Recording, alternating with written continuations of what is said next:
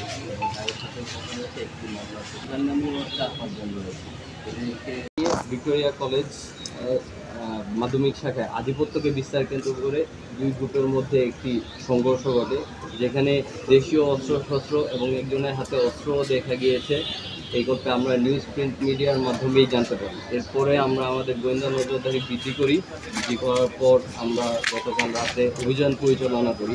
কিশোর gang ব্যাপারটার সাথে জড়িত, কিশোর গ্যাং নির্মূলের জন্য আমাদের কার্যক্রম চলমান থাকে। এই গল্পে আমরা রাত আনুমানিক 11টার সময় টাউন হলে যাই।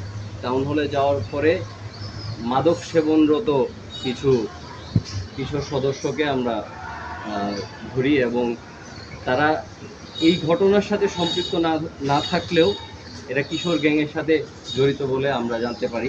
কুমিল্লার দাউদকান্দিতে মাদক বিক্রির প্রতিবাদ করায় একজন যুবককে হত্যা করা হয়েছিল। তার সাথে জড়িত প্রধান আসামিকে আমরা গ্রেপ্তার করতে সক্ষম হয়েছি ঢাকা থেকে র্যাব একের সহায়তায়।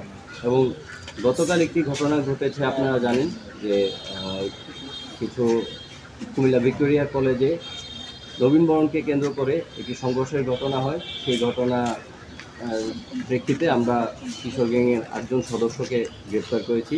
গ্রেপ্তারকৃত আসামি 1 নম্বর আসামি দিন ইসলাম ডালিম, একজন চিহ্নিত পেশাদার মাদক ব্যবসায়ী। ভিকটিম আলামিন বিভিন্ন সময়ে আসামি ডালিমকে মাদক বিক্রয়ে বাধা প্রদান করায় ভিকটিমের সাথে আসামির বিরোধের সৃষ্টি হয়। উক্ত বিরোধের জেরে যেহেতু আসামি সহ অন্যান্য পলাতক আসামিরা ভিকটিমকে হত্যার পরিকল্পনা করে। পূর্ব পরিকল্পনা অনুযায়ী আসামিরা ভিকটিমকে হত্যার সুযোগ খুঁজতে থাকে এবং এরই ধারাবাহিকতায় গত 9 অক্টোবর বেলা 1:30 ঘটিকায় আলমদিনা মসজিদের সামনে ভিকটিম আলামিন দাঁড়িয়ে থাকা অবস্থায় ধৃত আসামি সহ অন্যান্য সহযোগী পলাতক আসামিরা দেশীয় অস্ত্রশস্ত্র সহ পূর্ব পরিকল্পিতভাবে ভিকটিমকে এলোপাতাড়িভাবে মারপিট করে এবং গুরুতর জখম করে।